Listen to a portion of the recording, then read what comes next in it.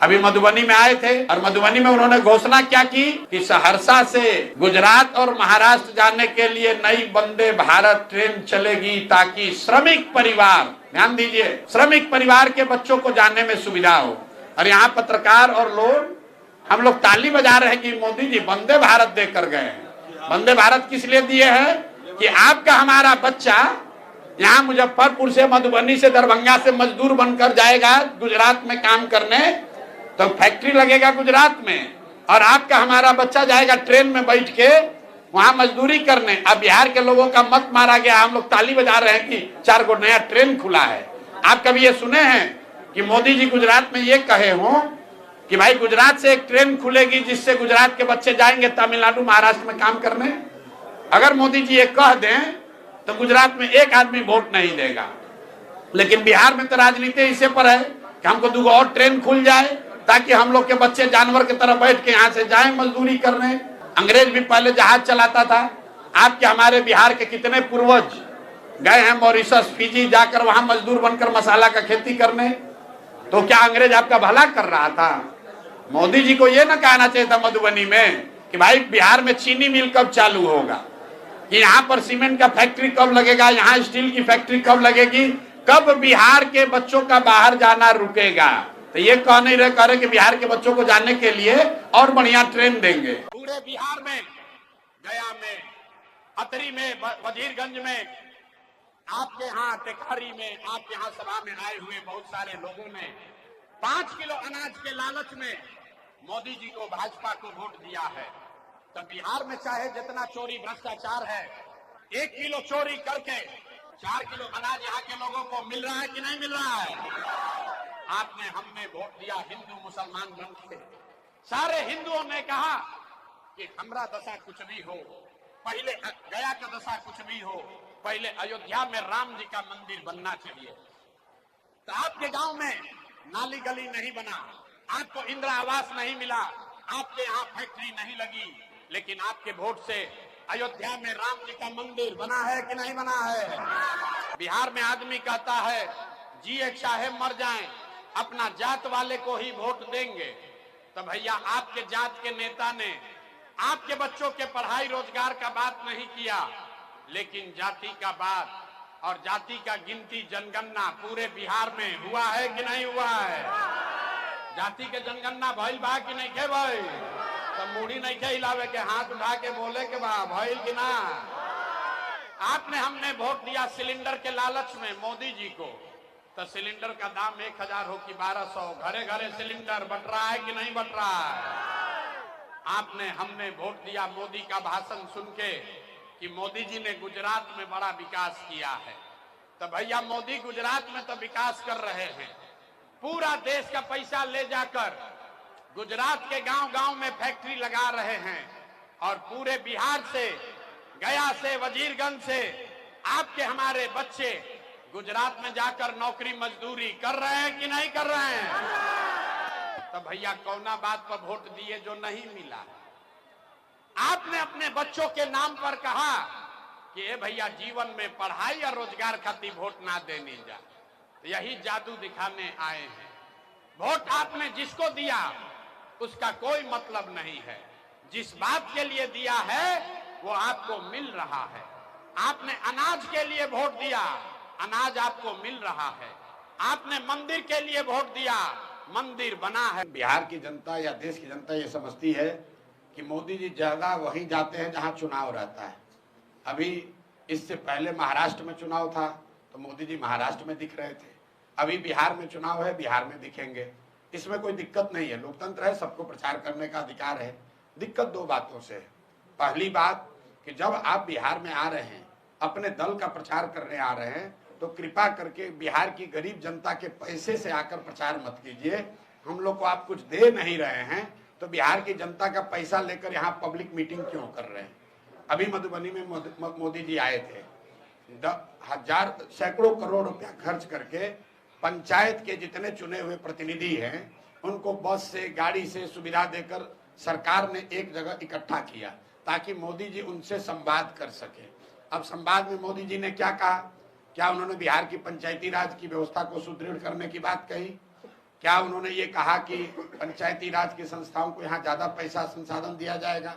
उन्होंने ये कहा कि सहरसा से एक नई वंदे भारत ट्रेन चलेगी जिससे श्रमिक परिवार के बच्चे गुजरात और मुंबई में आसानी से जा सकेंगे।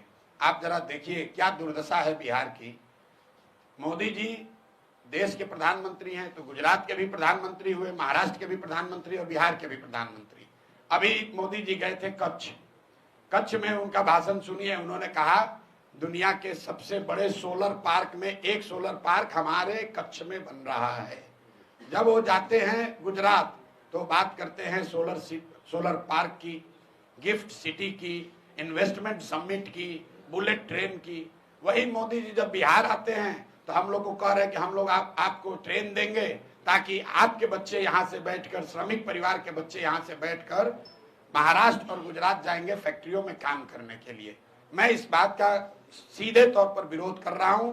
हम लोग को ऐसा ट्रेन नहीं चाहिए जिसमें बिहार के बच्चे जानवर की तरह बैठकर मजदूरी करने के लिए दूसरे राज्यों में जाए। मैं उन लोगों में से नहीं हूं जो ट्रेन की घोषणा पर ताली बजाता है। ट्रेन चलनी चाहिए, लेकिन ट्रेन इसलिए नहीं चलनी चाहिए कि बिहार के बच्चे उसमें मजदूर बनकर दूसरे राज्यों में जाएं। मोदी जी बिहार में आ रहे हैं तो उनको ये बताना चाहिए कि 1,25,000 करोड़ का जो पैकेज उन्होंने घोषित किया था 2015 में, वो पैसा उन्होंने बिहार को भेजा कि नहीं भेजा। क्योंकि 2015 के बाद बिहार में और देश में दोनों जगह मोदी जी की एनडीए की सरकार है। तो दो ही बात हो सकती है, या तो मोदी जी ने 1,25,000 करोड़ पैसा भेजा नहीं, या अगर भेजा तो उन्हीं की राज्य की सरकार ने, एनडीए के लोगों ने उसको लूट लिया। तो मोदी जी को पहले ये स्पष्ट करना चाहिए कि 1,25,000 करोड़ का हमने पूरे बिहार में देखा था। आरा में खड़े होकर मोदी जी ने कहा 50,000 करोड़ दूं कि 60,000 करोड़ दूं, 60,000 करोड़ दूं कि 80,000 करोड़ दूं, 1,25,000 करोड़ रुपया दूंगा। तो पैसा कहाँ है, कहाँ आया वो पैसा? सिवान के लोगों को कब मिला, छपरा के लोगों को कब मिला? और अगर नहीं मिला तो मोदी जी ने एनडीए के जो उनके साथी मंत्री हैं जो यहाँ मंगल काल की बात कर रहे हैं, उन लोगों ने अगर इसको लूटा है तो उस पर कार्रवाई क्यों नहीं कर रहे हो? क्योंकि यही लोग तो मंत्री है 2015 से, इन्हीं की सरकार है। तो मोदी जी आए, नई बात कहें, इससे अच्छी बात यह है कि हम लोग के पैसे पर प्रचार न करें। दूसरी बात, जो पहले कहा था उसका जवाब दे दे। और तीसरी बात, बिहार के लोगों को जीवन भर मजदूरी करने का साधन न दे, बिहार के बच्चों के पढ़ाई रोजगार की बात करे, यहाँ पर फैक्ट्री कैसे लगेगी ये बात करे। सिर्फ सड़क और ट्रेन से हम लोग का भला होने वाला नहीं है। सड़क बन जाएगा, उस पर बस में बच्चे जा रहे हैं बोरा की तरह लदा के दूसरे जगह पर मजदूरी करने। आप ट्रेन यहाँ से खोलते हैं, उस ट्रेन से बच्चे जा रहे हैं गुजरात में, महाराष्ट्र में मजदूरी करने के लिए। आप हमको, जितने आप पत्रकार हैं, आपको खुली चुनौती दे रहे हैं। आप मोदी जी का एक भाषण हमको गुजरात में सुनाइए जिसमें उन्होंने ये कहा हो कि गुजरात से एक ट्रेन चलेगी जिसमें गुजरात के जो श्रमिक परिवार के लोग हैं वो बैठकर महाराष्ट्र और तमिलनाडु जाएंगे फैक्ट्रियों में काम करने। ये क्यों नहीं कहा? क्या गुजरात में श्रमिक नहीं है? गुजरात में गरीब लोग नहीं है? भाई, पूरे बिहार को लेबर का, मजदूर का फैक्ट्री बना लिया है।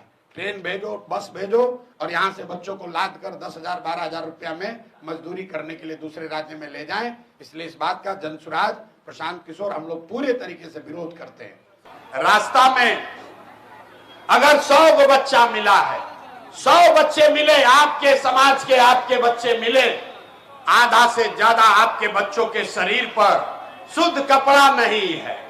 आप नजर घुमाकर देख लीजिए, जितने बच्चे रोड पर मिलेंगे, ज्यादातर छोटे बच्चों के पैर में इस चिलचिलाती धूप में, इस गर्मी में उसके पैर में हवाई चप्पल भी नहीं है।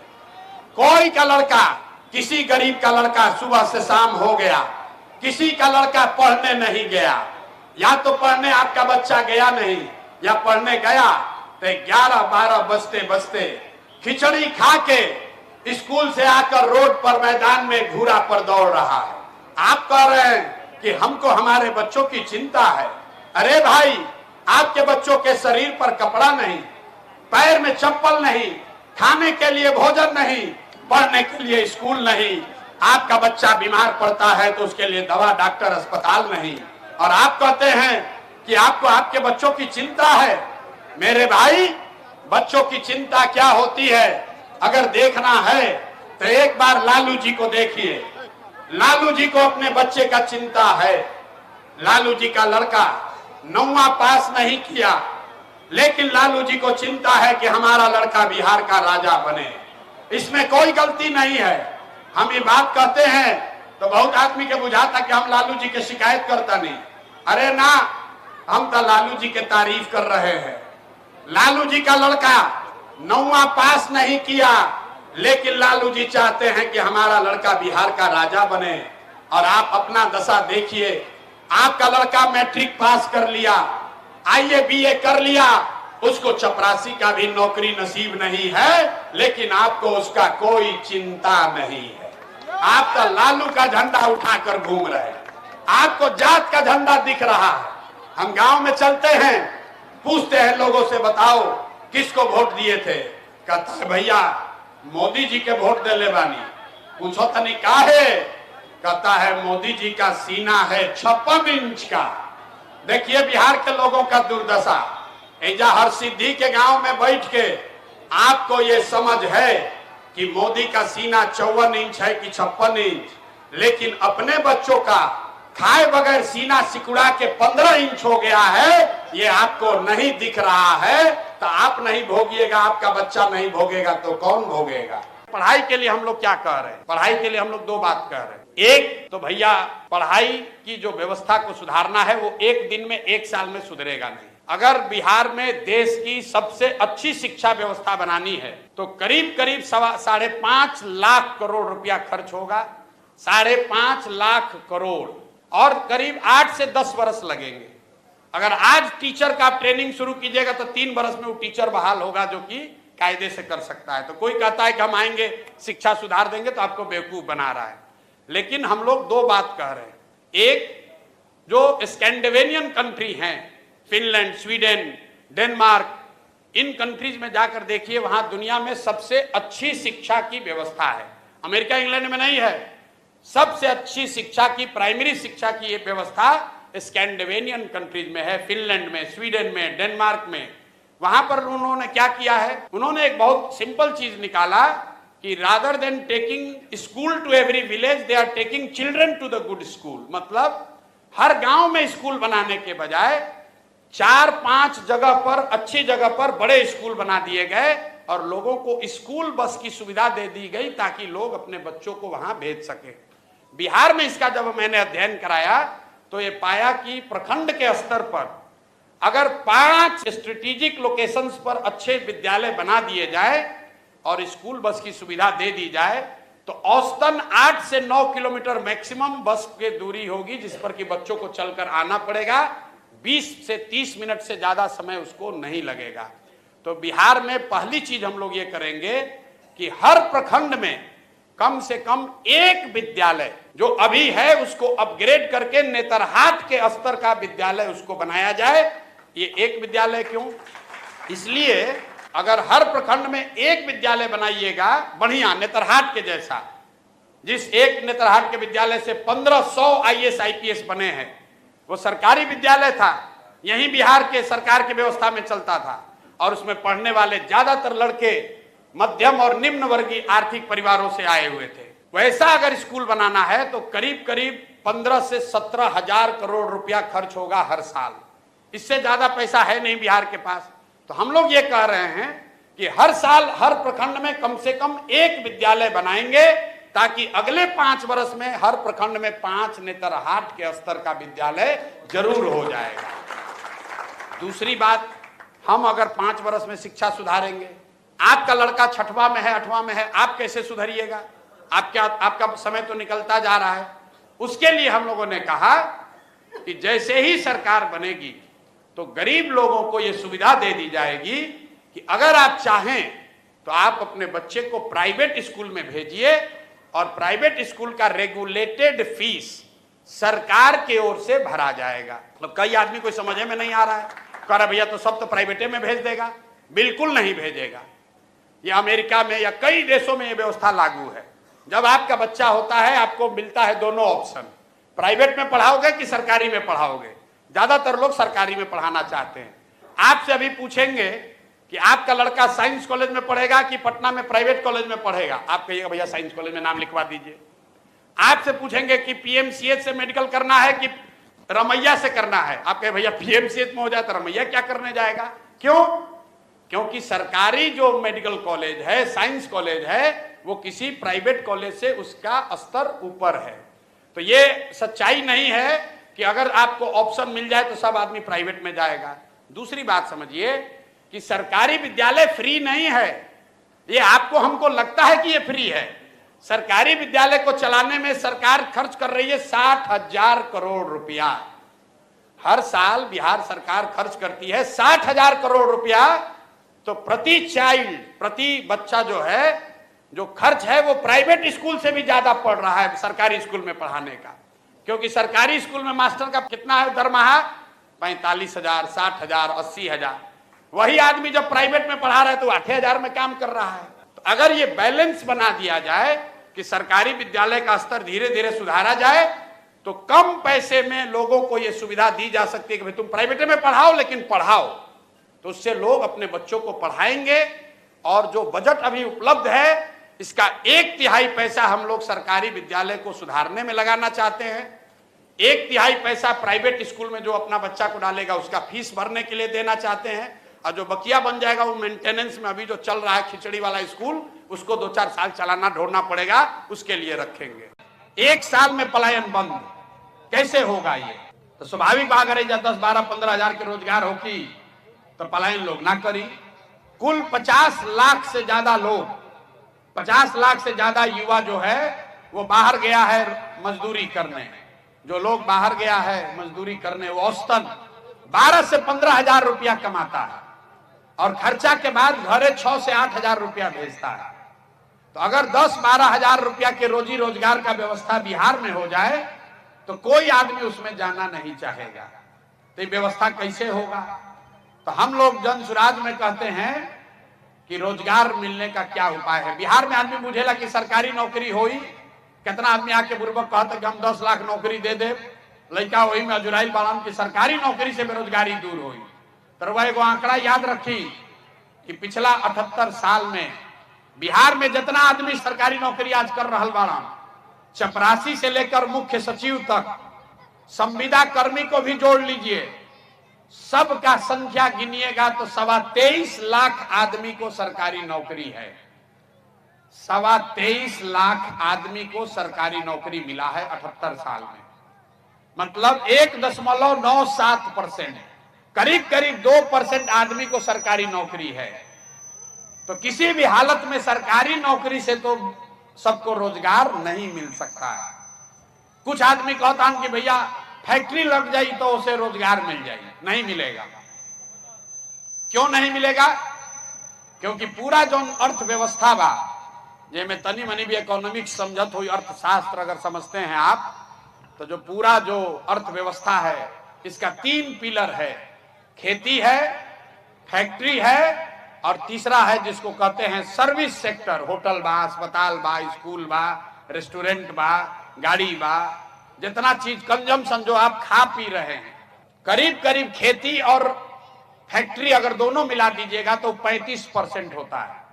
65% है सर्विस सेक्टर। सैलून कोई खोला है, कोई मिठाई का दुकान खोला है, कोई रेस्टोरेंट चला रहा है, कोई स्कूल चला रहा है, कोई अस्पताल चला रहा है, कोई टैक्सी का धंधा किया है। ये सब सर्विस सेक्टर है। तो 100 रुपया के अर्थव्यवस्था में 65 रुपया ये सर्विस सेक्टर है। और सर्विस सेक्टर में सबसे ज्यादा जरूरत क्या है? आपके पास पूंजी होना चाहिए। पैसा रही तबे ना रवा रोजी रोजगार करब। तो बिहार में पूंजी का बहुत बड़ा अभाव है। यहां लोगों के पास पूंजी नहीं है। आपको लगता है कि यहां लोगों का पलायन होता है। लोगों का पलायन इसलिए हो रहा है कि यहां से पूंजी का पलायन हो रहा है। एजा बैठल इतना आदमी बारन, बहुत विद्वान लोग भी बैठे हुए होंगे। आपको ये शायद पता नहीं है कि बिहार से हर साल 2.5 लाख करोड़ रुपया, 2.5 लाख करोड़ रुपया बैंक, जो आप और हम अपने बैंक में यहां जमा करते हैं, 2.5 लाख करोड़ रुपया बैंक वाला बिहार से बाहर भेजता है। गुजरात में, तमिलनाडु में, उत्तर प्रदेश में, कर्नाटक में, आंध्र प्रदेश में। ये आंकड़ा कहां से बा? रिजर्व बैंक ऑफ इंडिया बताता है। बैंक जो है, बैंक का जिम्मेवारी है कि जितना रुपया आप बैंक में जमा कीजिएगा उसका 70% पैसा आपको, समाज को ऋण के तौर पर मिलना चाहिए, जिससे आप घर बना सकें, गाड़ी खरीद सकें, धंधा रोजी रोजगार कर सकें। तो पूंजी का यही दो स्रोत है। पूंजी आदमी के पास कहां से आता है? जो पैसा आप कमाते हैं, जो खर्चा के बाद बच गया वो आपका पूंजी हुआ, और दूसरा पूंजी का स्रोत है जो बैंक से कर्जा लिए, वो आपका पूंजी है। मान ली कि रुआ घर बनावता नहीं, 1 लाख रुपया रुआ बचत कैले बानी, 4 लाख रुपया बैंक से लेनी तो 5 लाख के घर बनावता नहीं, फिर धीरे धीरे कर्जा वापस करो। तो ये जांचने के लिए रिजर्व बैंक ऑफ इंडिया एक आंकड़ा जारी करता है जिसको कहते हैं सीडी रेशियो। सबके ना भी बुझाई तर बुझी कि एगो आंकड़ा होला कि कितना रुपया बैंक में जमा भइल और कितना रुपया बैंक वाला लोन के तौर पर समाज को दिया। देश में कानून है, संविधान है कि बैंक में अगर 100 रुपया जमा हो तो 70 रुपया बैंक को वापस समाज को देना है, धंधा के लिए, रोजी रोजगार के लिए, घर बनाने के लिए, गाड़ी खरीदने के लिए। बिहार में बैंक वाला देता है कितना? 40 रुपया। बाकी पैसा कहां जाता है? बाकी पैसा बैंक वाला उस राज्य में भेजता है जहां पर रोजी रोजगार हो रहा है, गुजरात में, कर्नाटक में, तमिलनाडु में। पिछला साल रवा बुझाता बिहार में इतना गरीबी बा, आदमी सोचा था कोई बाहर से आई तो कोई फैक्ट्री लगा दी, तो कोई फैक्ट्री लगाई तो 2-4-10 हजार करोड़ रुपया लगाई। पिछला साल बिहार के गरीब जनता ने बैंक में पैसा जमा किया 4,21,000 करोड़ रुपया। ध्यान से समझिए, जितना बैंक बिहार में है इसमें हम लोग मिलकर पैसा जमा किए 4,21,000 करोड़। अब बैंक वाला पैसा आपको लोन पर कितना दिया? 1,61,000 करोड़। बाकी पैसा कहां गया? बाकी पैसा बैंक वाला दूसरे राज्य में भेज दिया। अगर बिहार में आदमी के भइल बा चीनी के रोग, नेता सब आके खिलावत असल लड्डू, अरे वह खूब खाता नहीं, शरीर गलत जाता। अरे भाई, अब ये दशा तब सुधरेगी जब करेला का रस पीने के लिए तैयार होइएगा, अपनी गलती मानिएगा, तबे सुधार होगा। तो लोग सुनने के बाद कहता है कि भैया बात तो सब ठीक बा, लेकिन हमने के केकरा के वोट दियाओ। बिहार में तो भैया 2 दल बा, एगो मोदी जी के भाजपा, एगो लालू जी के ललटेन। हमने के पास तो विकल्पे नहीं थे। मोदी जी के भाजपा के दिहल जाओ कि लालू के ललटेन के दिहल जाओ। नीतीश के तो पते नहीं थे कि कितना देर ललटेन पलटकी है न कब जाके कमल के फूल पर बैठ रही है। तो भैया केकरा के वोट दियाओ, केकरा के वोट दियाओ। इसीलिए लोगों ने कहा विकल्प नहीं है तो 2 बरस पूरा बिहार में गांव गांव पैदल चले और 1 करोड़ लोगों को इकट्ठा करके जो दल, जो विकल्प बनाया उसका नाम है जन सुराज। जन सुराज का मतलब क्या? सुराज मतलब सुंदर राज, ऐसा राज जो ना में राव लैकन के पढ़ाई रोजगार मिलो। लेकिन केकर राज? रउआ तो लालू के राज देख लेनी, नीतीश मोदी के राज देख लेनी, कांग्रेस के राज देख लेनी, लैकन के पढ़ाई रोजगार ना भई। अब प्रशांत किशोर पर दाव लगाई तब वो फायदा नहीं थे। इसीलिए बिहार में अब लालू नीतीश मोदी का नहीं, प्रशांत किशोर का नहीं, जनता का राज होना चाहिए, जन सुराज होना चाहिए। इस बार जब आप दिवाली और छठ मनाइएगा तो आपके गरीबी का, बिहार के बदहाली का ये अंतिम दिवाली और छठ होगा। ये अंतिम दिवाली और छठ होगा।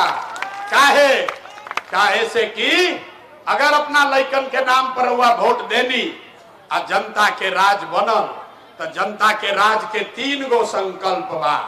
जब ये जनता का राज बनेगा तो इसका पहला संकल्प है, नाली गली बनो चाहे मत बनो, स्कूल अस्पताल जब सुधरी तब सुधरी, लेकिन साल भर के अंदर, याद कर लीजिए, अपने अपने आंचल में बांध लीजिए, साल भर के अंदर जितना आपके घर का सवांग गया है बाहर मजदूरी करने, जो बच्चे यहाँ पढ़ लिख कर बेरोजगार बैठे हैं, उसको सरकारी नौकरी हो या न हो, लेकिन सभी के लिए कम से कम 10 से 12 हजार रुपया के रोजी रोजगार का व्यवस्था यही बिहार में करके उसको दिया जाएगा। होना चाहिए कि नहीं होना चाहिए? हाथ उठाकर प्रस्ताव पारित कीजिए कि जनता के राज में राव लैकन के पहले 10 से 12 हजार के रोजी रोजगार की व्यवस्था होना चाहिए कि नहीं होना चाहिए? जोर से बोलिए, होना चाहिए कि नहीं होना चाहिए? दूसरा संकल्प, जिसका जिसका उम्र 60 वर्ष से ज्यादा है, जिसका उम्र भी 60 वर्ष से ज्यादा है, अभी नीतीश कुमार आपको 400 रुपया भीख में दे रहा है पेंशन के नाम पर, तो ये तय हुआ कि जब जनता का राज बनेगा तो छठ के 1 महीना के बाद, याद रखिए, छठ के 1 महीना के बाद दिसंबर 2025 से 60 वर्ष से ज्यादा उम्र के हर महिला पुरुष को 400 रुपया का पेंशन नहीं, 2000 रुपया का महीना पेंशन मिलने लगेगा। होना चाहिए कि नहीं होना चाहिए? होके के चाहिए कि ना होके के चाहिए? 2000 रुपया पेंशन होके के चाहिए कि ना होके के चाहिए? तीसरा और अंतिम संकल्प, 10-12 हजार के रोजी रोजगार से जीवन ना सुधरी, 2000 के पेंशन से भी अब आपका जीवन नहीं सुधरेगा।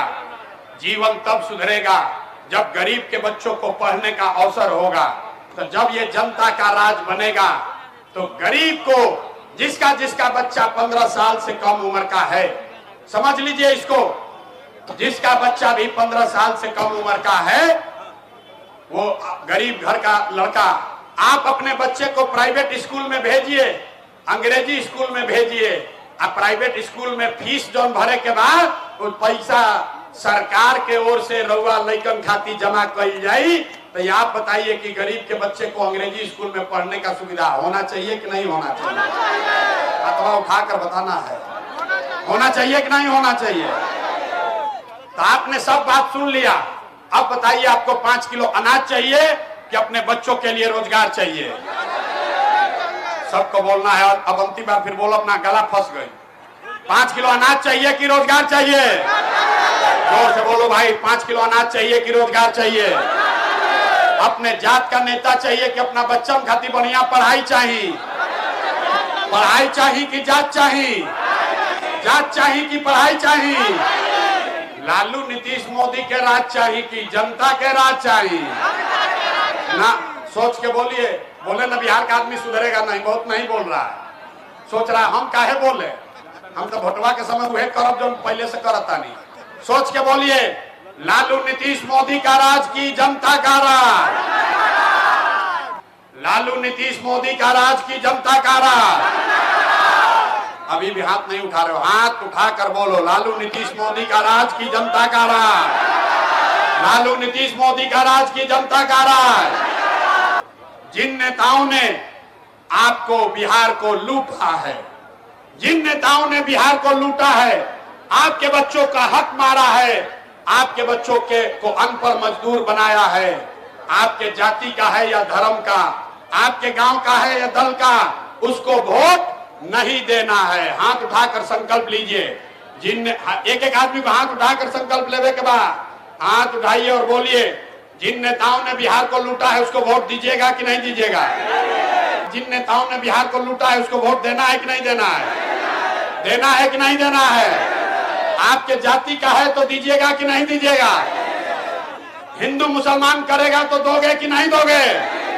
जोर से बोलिए, हिंदू मुसलमान के नाम पर दोगे कि नहीं दोगे? 2000 रुपया ला कर देगा तो वोट दीजिएगा कि नहीं दीजिएगा? ए भाई, 2000 रुपया देगा तो वोट दीजिएगा कि नहीं दीजिएगा? 2000 रुपया देगा तो पैसा लेना है। पैसा क्यों लेना है समझिए।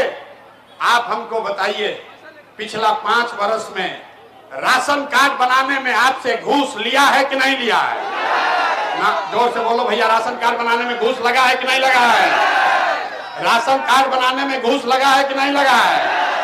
जाति प्रमाण पत्र बनावे में पैसा लागत है कि नहीं लागत? खेत के दाखिल खारिज करावे में पैसा लागत है कि नहीं लागत? थाना में FIR कर रहे हैं तो पैसा लग रहा है कि नहीं लग रहा है? घरे घर गावे गांव शराब बिक रहा है कि नहीं बिक रहा है? सारा महिला बोलिए, शराब बिक रहा है कि नहीं बिक रहा है? शराब बिक रहा है कि नहीं बिक रहा है? पूरा बिहार में हर ऑफिस में भ्रष्टाचार फैला है कि नहीं फैला है? अरे लूट रहा है सरकार कि नहीं लूट रहा है? सरकार का अधिकारी सब घूस ले रहा है कि नहीं ले रहा है? अरे भाई, ता हमारा पैसा लूटा है अब वोटवा के समय आके 1000 रुपया देगा तो हम ही लोग का पैसा है, पैसा ले लेना है। पैसा लेने के बाद गरीबी से निकलने का अंतिम मंत्र याद रखना है। इस बार जब आप वोट देने जाइए, ध्यान से सुनो भाई, एक एक आदमी को यह मंत्र याद करना है। इस बार जब वोट देने जाइए तो किसी नेता को नहीं, किसी दल को नहीं, जाति के लिए नहीं, धर्म के लिए नहीं, 5 किलो अनाज के लिए नहीं, नाली गली के लिए नहीं, मंदिर मस्जिद के लिए नहीं, लालू नीतीश प्रशांत किशोर मोदी के लिए नहीं। इस बार वोट सबको, इस बार वोट अपने अपने बच्चों के लिए देना है, अपने बच्चों के पढ़ाई और रोजगार के लिए देना है। स्वराज के संविधान में ये लिखा हुआ है, जिसकी लड़ाई बिहार में हर वर्ग में राजनीतिक कार्यकर्ता उठाता रहा है कि जिसकी जितनी संख्या है उसको उतनी भागीदारी मिलेगी ही मिलेगी। संगठन में, संगठन के पदाधिकारियों में, टिकट में और मनोनीत पदों में उस समाज का काबिल आदमी लड़ेगा। सेना का ऑपरेशन हुआ तो अभी हमको कोई बताया, भाजपा वाला कह रहा है कि अब सिंदूर, भाजपा के लोग घर घर सिंदूर लेकर जाएंगे। तो बिहार की महिलाएं भाजपा के या जो भी नेता है उससे अपने बच्चों के लिए शिक्षा रोजगार चाहती हैं, सिंदूर नहीं चाहती हैं। सिंदूर तो लोगों के पास पहले से है, तो डर के मारे अभी आज हमको किसी ने बताया कि अपना अभियान वापस ले रहा है। अरे भाई, सिंदूर आपका पति लेकर आता है, सिंदूर जिससे आपकी शादी होती है वो देता है। ये कोई राजनीति का विषय थोड़ी है कि सिंदूर का डिबिया लेकर किसी के घर पहुंच गए। अब पहुंच गए तो पब्लिक मारेगी 4 लाठी। अरे भाई, ऑपरेशन सिंदूर हुआ, अब सिंदूर लेके घर घर जा रहे हैं, किस बात के लिए? महिलाएं यहाँ शिक्षा मांग रही हैं, अपने पति जो जाकर गुजरात में, पंजाब में मजदूरी कर रहे हैं उनको बिहार में वापस बुलाना चाहती हैं। अगर आपको उनके सिंदूर की चिंता है तो बिहार में जितने 50 लाख लड़के गए हैं पलायन करके, उनको वापस यहाँ रोजगार दे दीजिए। महिलाएं बहुत खुश हो जाएंगी, आपको वोट भी देंगी और जन स्वराज वाले उनका समर्थन भी करेंगे। वो तो आप कर नहीं रहे, अब कह रहे हैं कि घरे घर सिंदूर लेके जाएगा। अरे भाई, सिंदूर का कौन मांग कर रहा है यहाँ पर? हम लोग नौकरी चाहते हैं, हम लोग शिक्षा चाहते हैं। सिंदूर का डिबिया जो जिसने जिसको जीवन साथी चुना है वो सक्षम है, मजदूरी करके भी वो अपने जीवन साथी के लिए सिंदूर ला सकता है। उसके लिए मोदी जी और भाजपा के कार्यकर्ताओं को चिंता करने की जरूरत नहीं है। हस्बैंड क्या करला? हमारा हस्बैंड जूता लाइन में काम कर रहे हैं, स्कॉटलैंड में, दिल्ली। दिल्ली? हाँ। आप अकेले रहती हैं? हाँ, घर पे हम अकेले। इतना जन झांसी के रानी जैसे बोलत रही, हाँ। ये वीडियो डाल दी पूरा बिहार भर में, डाल दी। हमें डर लगा सर, ना डर ना कि देखे कितना मजबूत महिला बा। हाँ, डाल दी। हम तो यही कहते बोले वानी है सर कि 6 हम जो गरीब आदमी बन सब के ना जगह बा ना जमीन बा, खेत आग लग के जड़ जाता तो मुआवजा मिलते नहीं। केरवा 6 महीना दौड़ के राशन कार्ड बनवा लेनी। हाँ, बनवा लेनी। और रुपया ना देनी है ना, 1 रुपया ना कर कतनो मंगला जना दे ना। अभी देखी जमीन के कागज के हमर भाई बा तो 299 लिखे के वहाँ 244 लिखा गया। तो हम अभी खातिर लड़त है कि हमर ना एगो पैसा ना वीडियो के देम, ना सीओ के देम, ना एमओ के देम, हमर जल्दी सुधार होखे के चाहे। पैसा लोग मांगता लेकिन वो देत नहीं ना। इंदिरा आवास ले लेनी बिना पैसा दे ले। हाँ। चलिए चल के भाषण दी। सब भैया लोग के प्रणाम, घबराई मत। सब भैया लोग के प्रणाम। हम 6 महीने ब्लॉक कुम्हराड़ा दौड़ के अपना हम राशन कार्ड बनाए हैं। बोली हम अपना राशन कार्ड बनाए हैं 6 महीने दौड़ के। एक भी अधिकारी को 1 रुपया भी नहीं दिए हैं। हम सब महिला को यही कहते हैं कि आप मरहाड़ा पर एकजुट हो के, मरहाड़ा ब्लॉक हो चाहे कोई ब्लॉक हो, एकजुट हो के आप चलो लड़ाई लो। महिला जितना है उतना लड़ाई लेंगे तो संघर्ष जरूर मिलेगा।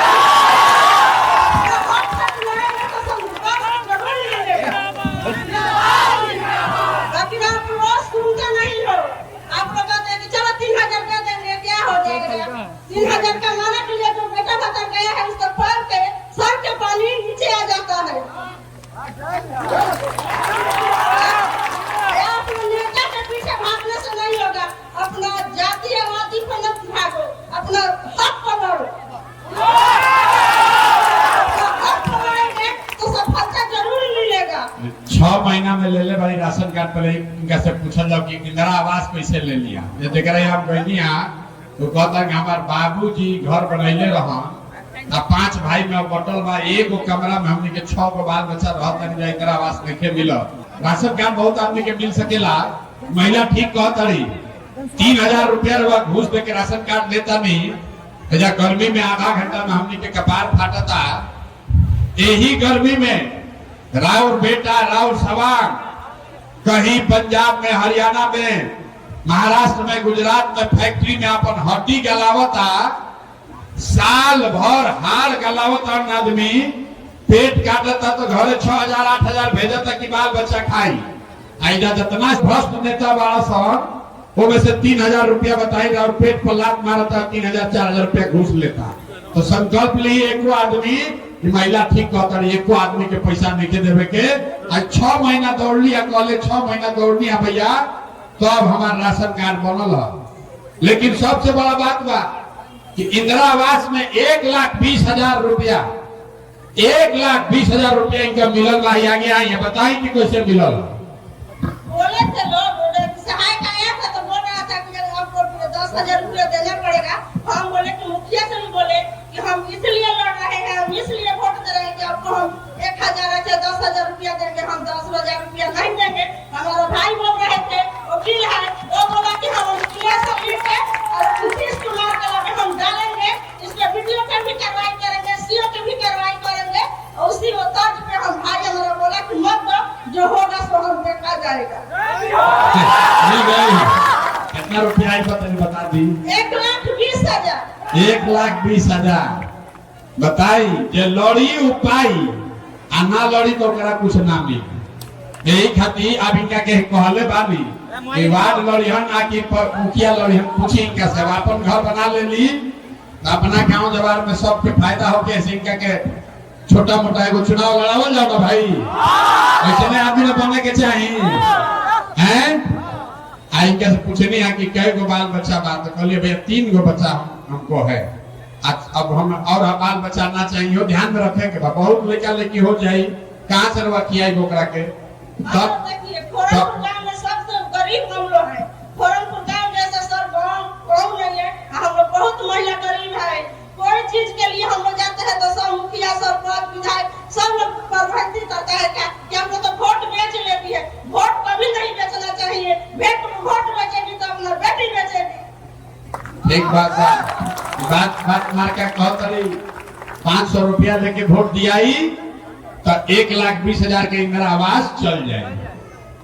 मुर्गा भात खा के जात के नाम पर वोट दिया जाये तो 5,000 रुपया राशन कार्ड में 3,000 देवे पड़ी। नेता जो पैसा रवा के देता वोट के समय वो दोबारा आके रउए से वसूली। एक बार इनका खातिर जोरदार ताली बिहार में गाँव में हमारे जानत में जी के हो अभी इसे भेटा गई। अभी रस्ता में कहते हैं कि 5 गो महिला अगर हर गांव में इनका जिसा हो जास, पूछनी है कि कितना पढ़ल बानी, तो कहे भैया हम एकदम अंगूठा छाप है, हमारा कोई पढ़ल लिखल नहीं थी। के बतावल समझावल हो तो ना भैया वीडियो देखी ला कहतारी की अरवा गांव के है। हाँ बोली है बनाई ना ऐसा आदमी के लेकिन ठीक ये कहा ये जन सुराज बा कि गाँवे गाँव चल जाओ आ खाली नेता के लड़का नेता मत बनो, मुखिया के लड़का मुखिया मत बनो। जे समाज खातिर लड़े वाला होके वो खड़ा होके जन सुराज में राउर बेटा राउर भाई खड़ा बा, रवा साथे ताकत लगाई और वह जीत के आई तब न समाज के सुधार हुई। जोरदार ताली एक बार इनके लिए बनाइए और जोर से बोलिए जय बिहार, जय बिहार। जन सुराज एक और जो बड़ा अभियान चला रहा है जिसका नाम है बदलाव का हस्ताक्षर, जिसके तहत 1 करोड़ परिवार से बिहार में 3 विषयों पर जन सुराज के साथी जाकर हस्ताक्षर करा रहे हैं। 3 विषय वो हैं जिसको लेकर बिहार के सामाजिक राजनीतिक जीवन में पिछले कई वर्षों से खूब चर्चा हुई है। पहला विषय है जातीय जनगणना। ये जनगणना के रिपोर्ट के आधार पर 23 और 24 नवंबर को नीतीश कुमार जी जो उस समय तेजस्वी यादव जी के साथ सरकार में थे, उन लोगों ने घोषणा की कि जातीय जनगणना में जो 94 लाख गरीब परिवार चिन्हित किए गए हैं उनको 2-2 लाख रुपया आर्थिक सहायता के तौर पर दिया जाएगा। ये लोकसभा में लोगों का वोट मांगने के लिए लेने के लिए उनको ये झांसा दिया गया, क्योंकि आज उस विषय को 2 वर्ष हो गए अभी तक किसी भी परिवार को 1 रुपया भी नहीं मिला है। तो ये पहला विषय है हम लोगों के लिए कि घर घर जाकर हम लोग पूछ रहे हैं कि भाई नीतीश कुमार ने जो वादा किया था कि जातीय जनगणना में जो गरीब परिवार चिन्हित किए गए हैं उनको 2 लाख रुपया आर्थिक सहायता दी जाएगी, आपको मिला है कि नहीं मिला है। दूसरी बात, 2008 से दलितों के बीच नीतीश कुमार ने दलित महादलित का एक सिस्टम लाया और ये कहा कि जितने भूमिहीन महादलित हैं, अति पिछड़ा समाज के लोग हैं, उनको घर बनाने के लिए 3 डिसमिल जमीन दिया जाएगा।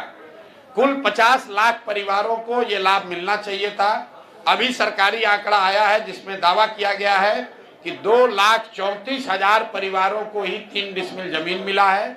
और भारत सरकार का रिपोर्ट आया है जिसमें यह बताया जा रहा है कि 2,34,000 में से करीब करीब 1,20,000 परिवार ऐसे हैं जिनको सिर्फ कागज पर ही ये जमीन दिया गया, जमीन उनको मिला ही नहीं। तो ये दूसरा मुद्दा है।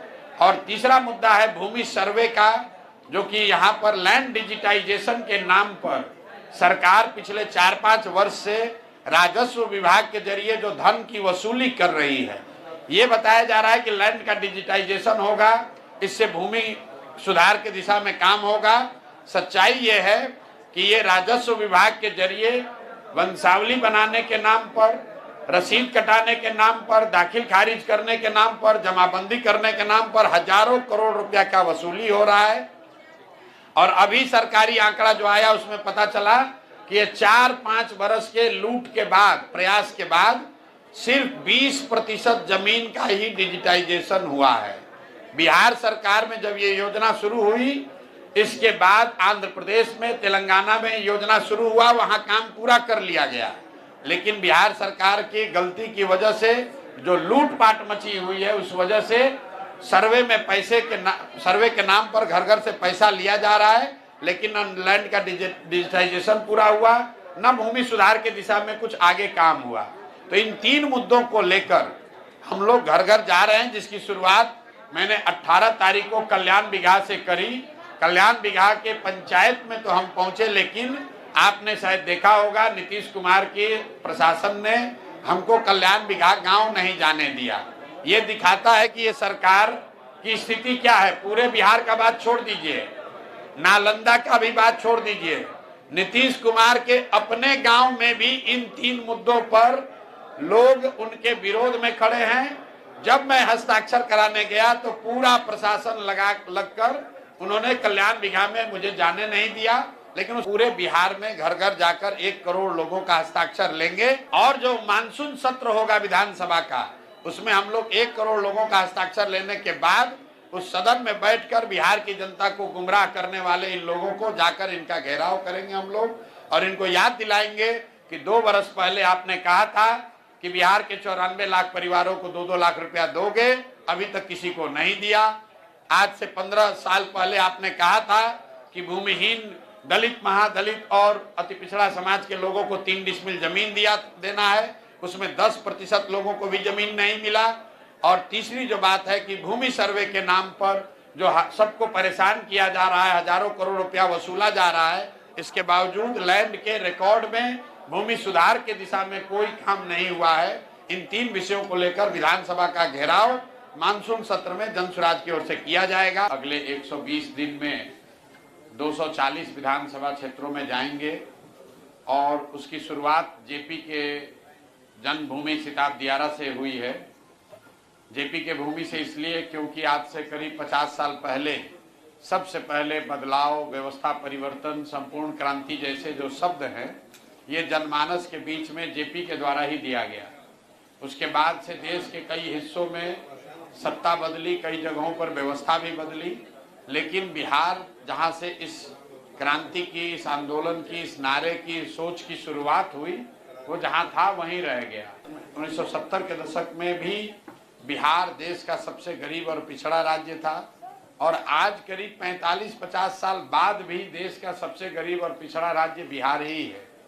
तो अभी जनता के पास अगले 4-5 महीनों में जब चुनाव होने वाला है, तो उनके पास एक बहुत बड़ा अवसर है जेपी के बताए हुए रास्ते पर चल के संपूर्ण क्रांति का, व्यवस्था परिवर्तन का, जिसमें एक बार लोग जन स्वराज के जो बताए हुए रास्ते हैं, जो जेपी का रास्ता है कि लोग जाति पाति भूलकर, हिंदू मुसलमान को छोड़कर, मंदिर मस्जिद की लड़ाई से ऊपर उठकर 5 किलो अनाज के लिए नहीं, नाली गली के लिए नहीं, अपने अपने बच्चों की शिक्षा रोजगार के लिए वोट दें।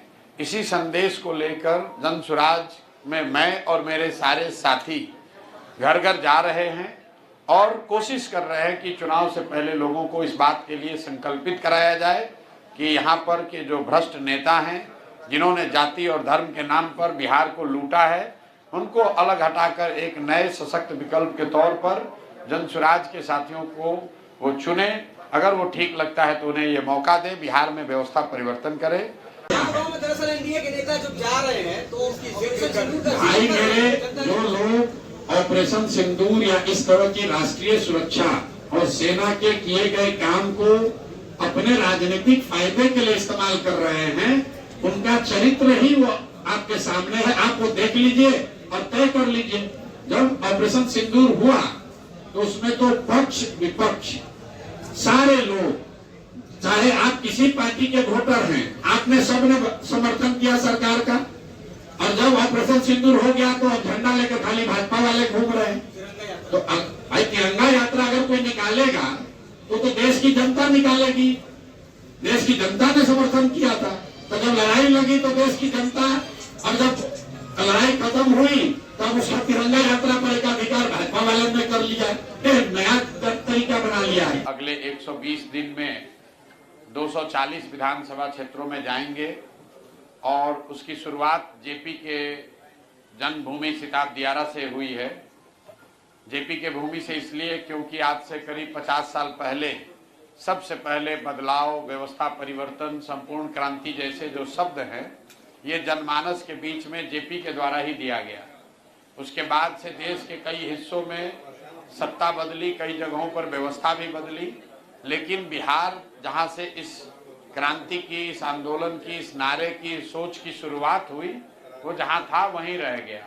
1970 के दशक में भी बिहार देश का सबसे गरीब और पिछड़ा राज्य था और आज करीब 45-50 साल बाद भी देश का सबसे गरीब और पिछड़ा राज्य बिहार ही है। तो अभी जनता के पास अगले 4-5 महीनों में जब चुनाव होने वाला है तो उनके पास एक बहुत बड़ा अवसर है जेपी के बताए हुए रास्ते पर चल के संपूर्ण क्रांति का, व्यवस्था परिवर्तन का, जिसमें एक बार लोग जन स्वराज के जो बताए हुए रास्ते हैं, जो जेपी का रास्ता है कि लोग जाति पाति भूलकर, हिंदू मुसलमान को छोड़कर, मंदिर मस्जिद की लड़ाई से ऊपर उठकर 5 किलो अनाज के लिए नहीं, नाली गली के लिए नहीं, अपने अपने बच्चों की शिक्षा रोजगार के लिए वोट दें। इसी संदेश को लेकर जन स्वराज में मैं और मेरे सारे साथी घर घर जा रहे हैं और कोशिश कर रहे हैं कि चुनाव से पहले लोगों को इस बात के लिए संकल्पित कराया जाए कि यहाँ पर के जो भ्रष्ट नेता हैं, जिन्होंने जाति और धर्म के नाम पर बिहार को लूटा है, उनको अलग हटाकर एक नए सशक्त विकल्प के तौर पर जन स्वराज के साथियों को वो चुने। अगर वो ठीक लगता है तो उन्हें ये मौका दे, बिहार में व्यवस्था परिवर्तन करे। बिहार में हर दल नारा देता है कि भैया जिसका जितना संख्या उतना भागीदारी, और हम लोग भी कह रहे हैं। दोनों में फर्क क्या है? फर्क ये है कि जन स्वराज में जगह उसको मिलेगी, टिकट उसको मिलेगा जो सबसे काबिल व्यक्ति है, समाज के नजर में अच्छा व्यक्ति है, सही व्यक्ति है। लेकिन सही तो 1000 आदमी होगा, तो 1000 लोगों में से जब 243 चुना जाएगा तो ये ध्यान रखा जाएगा कि भाई यादव समाज का भी 30 आदमी जरूर इसमें आ जाए, इसमें अति पिछड़ा समाज का 70 आ जाए। क्यों ऐसा है? क्योंकि हम लोग का ऐसा मानना है कि हर समाज में काबिल आदमी है और हर काबिल आदमी का कोई ना कोई जाति है ही है। अगर आप पैदा हुए तो किसी जाति में पैदा हुए होंगे। अगर बांटने वाले के दिमाग में, हमारी नियत में खोट न हो तो ये संभव है कि हर समाज से अच्छे आदमी को निकालकर उस समाज की संख्या के हिसाब से उसको भागीदारी दे दी जाए। तो जन स्वराज के संविधान में ये लिखा हुआ है, जिसकी लड़ाई बिहार में हर वर्ग में राजनीतिक कार्यकर्ता उठाता रहा है कि जिसकी जितनी संख्या है उसको उतनी भागीदारी मिलेगी ही मिलेगी। संगठन में संगठन के पदाधिकारियों में, टिकट में और मनोनीत पदों नई व्यवस्था बना रहे हैं, तो इसको 100% इसको लागू किया जाएगा। जो वर्ग वोट दे या न दे उसका कोई पैरविकार हम लोग के पास पहुंचे या ना पहुंचे। हम रोज कहते हैं, हमको लोग कहता है भैया यादव वोट आपको नहीं देगा। हम आपको कैमरे पर कह रहे हैं कि नई व्यवस्था ये जन सुराज में 15% टिकट यादव समाज के लोगों को मिलेगा ही मिलेगा। समाज का बात है, अगर 35% अति पिछड़ा है तो 70 सीट अति पिछड़ा को मिलेगा ही। और अति पिछड़ा के अंदर जो जातियां हैं उनका भी जहां तक हो सकेगा उनके आबादी के हिसाब से उनको जगह दी जाएगी। सुनिए, मुख्यमंत्री के जिला में एसडीएम हो गए हैं तो राजनेता मत बनिए, बन रहे हैं। मैं सुन रहा हूँ आपके बारे में। आप किस अधिकार के तहत हमको किसी गांव में जाने के लिए रोक रहे हैं वो लिख के दे दीजिए, लिख के दीजिए, आपको परमिशन लिख के दीजिए। राष्ट्रपति शासन है क्या? गाँव में जाने के लिए परमिशन, गाँव में जाने के लिए गाँव में नहीं जा सकते हैं। आप मालिक हो, अफसर होने का रुआब पर भी तो थोड़ा दिखाने का आदत आप लोग को लग गया है, समझे ना? और आपसे कम पढ़े लिखे और अफसर नहीं है हम। आपने मोदी का चेहरा देखकर वोट दिया तो चाय बेचने वाले मोदी देश के राजा हो गए। आपने लालू का चेहरा देखकर वोट दिया तो भैंस चराने वाले लालू यादव 30 वर्ष से बिहार के राजा हैं। आपने नीतीश का चेहरा देखकर वोट दिया तो वैद का लड़का नीतीश कुमार 20 वर्ष से आप पर शासन कर रहे हैं। ये आपके वोट की ताकत है। एक बार मेरी बात मानिए, एक बार अपने बच्चे का चेहरा देखकर वोट दीजिए। आपके वोट में इतना ताकत है, आपका बच्चा भी अनपढ़ और मजदूर नहीं रहेगा, बेरोजगार नहीं रहेगा। लेकिन वोट अपने अपने बच्चों के लिए देना है। आपको बिहार में फैक्ट्री लगाने वाली सरकार चाहिए कि वो सरकार, वो नेता चाहिए जो आपको ट्रेन दे, जिसमें आपके बच्चे मजदूर के बनकर यहाँ से जाएं और गुजरात में और तमिलनाडु में जाकर मजदूरी करें। हमारी बात पर भरोसा नहीं है तो किसी भाजपाई से पूछिएगा कि मोदी जी में दम है तो खाली इतना जाके गुजरात में कह दें कि गुजरात से कोई नया ट्रेन चलेगा जिससे तमिलनाडु और महाराष्ट्र में गुजरात के बच्चे जाकर काम करेंगे। गुजरात में लोग लाठी लेकर न दौड़ा लिया मोदी जी को तो देख लीजिएगा। मिलेगा क्या नहीं मिलेगा आप लोगों को सब बताया गया। और दूर करके मैं कुछ ये कहना चाहता हूँ कि प्रशांत किशोर जी क्या है। प्रशांत किशोर जी जो है आपके रोहतास डिस्ट्रिक्ट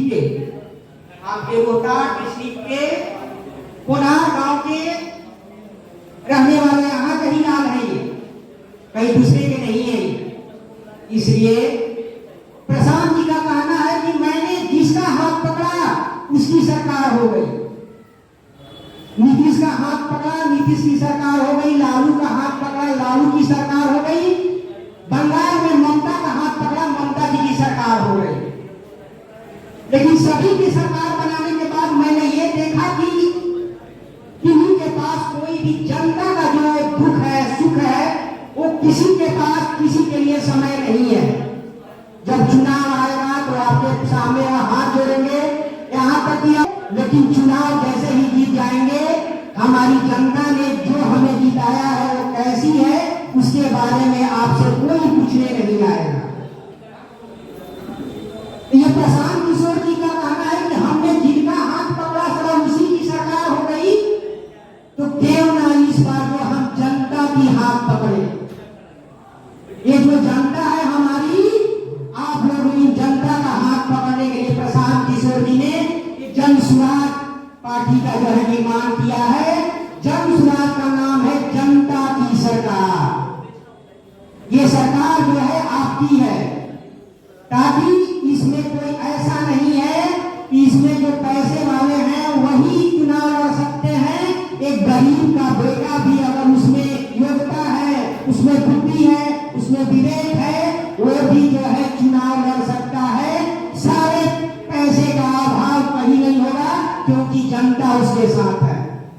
इसीलिए मैं जो कहना चाहता हूँ आप लोग को, इस बार सबको देखा तो जनता की सरकार को देखिए। जो आपके हाथ पकड़ने के आया है उसके हाथ को एक बार सहारा दीजिए। वो सहारा जो है आपके लाठी का काम करेगा। मोथा विधानसभा के क्षेत्र से हमारे राजपुर प्रखंड से आए हुए हैं जो लोग, उनसे मैं वादा करता हूं कि आप कहे दिन से बिपिन चंद्रा हमेशा आपके साथ खड़ा है। और यहाँ पे युवा जो है प्रत्याशी हमारे मित्र जो है बलजीत कुमार, ये जो है यहाँ रोहतास विधानसभा के युवा प्रत्याशी के रूप में इनको हम खड़ा कर रहे हैं और इन्हीं को जो है आपको जिताना है। और भगवान से दुआ यही कीजिए कि इनको टिकट मिल जाए। और बस जितने भी महिलाएं हैं सभी का आपका आशीर्वाद चाहिए। और एक चीज बात करना चाहता हूं कि जितने भी लोग आए हैं उनको जो है हर एक काम के लिए कहीं भी नहीं जाना, हमसे हो पाएगा हम करेंगे। जितने भी हमारे प्रतिनिधि हैं वो करेंगे। अभी से आपके सारे कामों का निपटारा होगा। वो राशन कार्ड में नाम दर्ज कराना हो, जाति बनवाना हो या किसी भी सामाजिक कार्य के लिए हमेशा आपके साथ खड़े हैं और हमेशा साथ खड़े रहेंगे। इसी के साथ मैं एक बात कहना चाहता हूँ, एक पार्टी का स्लोगन है, मैं कहूँगा जय बिहार, आपको कहना होगा जय जय बिहार, जय बिहार, जय बिहार, जय बिहार, जय बिहार। इसी के साथ जितने भी आए हुए हैं, महिलाएं आई हैं, मेरा तहे दिल से सबका शुक्रिया है, सबको मेरा धन्यवाद।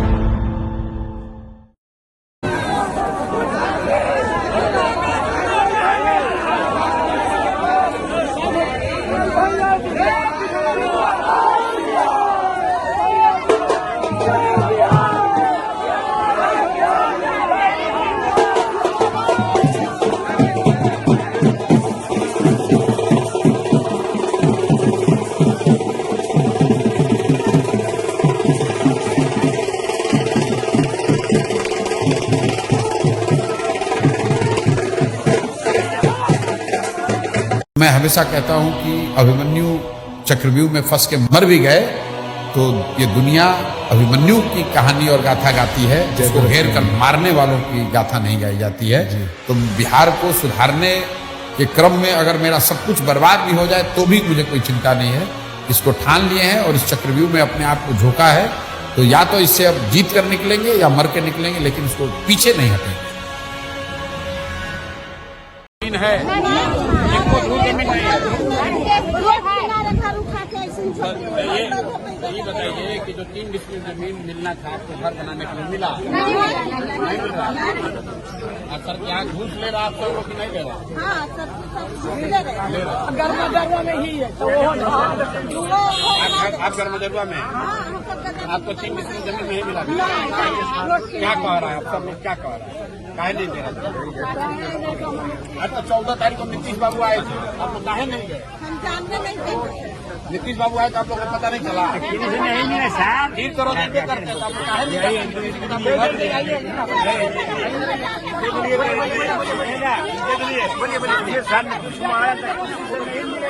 गाड़ी पर से चलने किया मुख्यमंत्री, गाड़ी पर से नहीं उतरे हैं, गाड़ी में बैठे चल रहे नहीं मिले।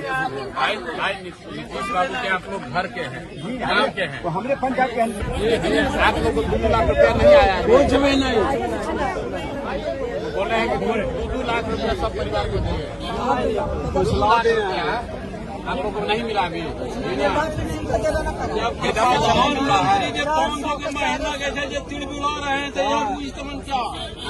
जब प्रधानमंत्री 500 रुपया के महीना का थे आज ये तो बता रहे हैं कि ये चीज कराइए तक देंगे, वो चीज कराइए तक देंगे, लेकिन चूल्हे बार नहीं चलाते। आप लोग किसी को और नीतीश जी अभी आए थे 14 तारीख को, तो आप लोग गए थे गाँव वाला से मिलवे नहीं किया। गाँव वाला से नहीं आते हैं तो मिलवे नहीं करते।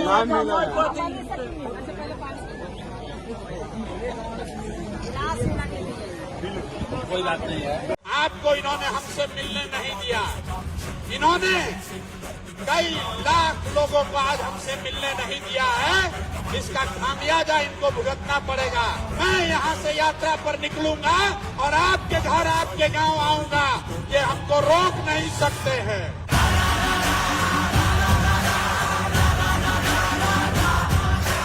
मैं छपरा सिताब दियारा से, जेपी के गांव से बिहार बदलाव यात्रा की शुरुआत कर रहा हूं, जिसमें 120 दिन 4 महीना घर लौटे बगैर बिहार के 240 विधानसभा क्षेत्रों के गांव, घर, पंचायत, प्रखंड में हम लोग जाएंगे, वहीं पर रुकेंगे, साथ में जनता के रहेंगे।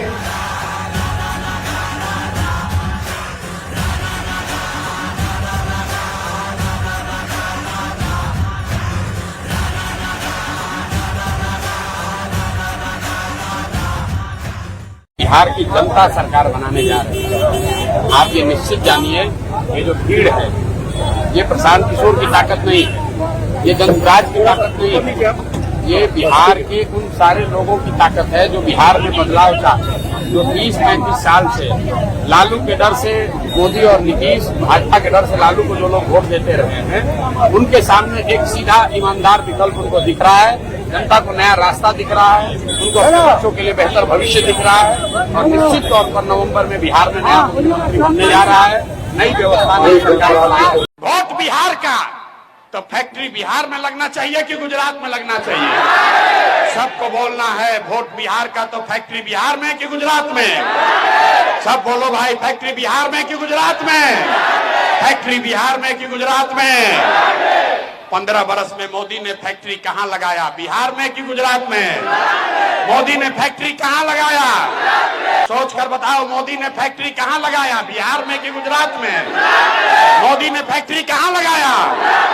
तब वोट बिहार का तो फैक्ट्री बिहार में लगना चाहिए कि गुजरात में? तब वोट हम लोग देंगे मोदी के कहने पर। मोदी कहने वोट दीजिएगा, हाथ उठाकर बोलिए दीजिएगा, दीजिएगा भाई, हाथ उठाइए और बताइए मोदी कहने वोट दीजिएगा। दीजिएगा तो आपका बच्चा जीवन भर गुजरात में मजदूरी करता रहेगा। तो अगर बिहार में फैक्ट्री चाहिए तो वोट बिहार का तो फैक्ट्री भी बिहार में लगना चाहिए।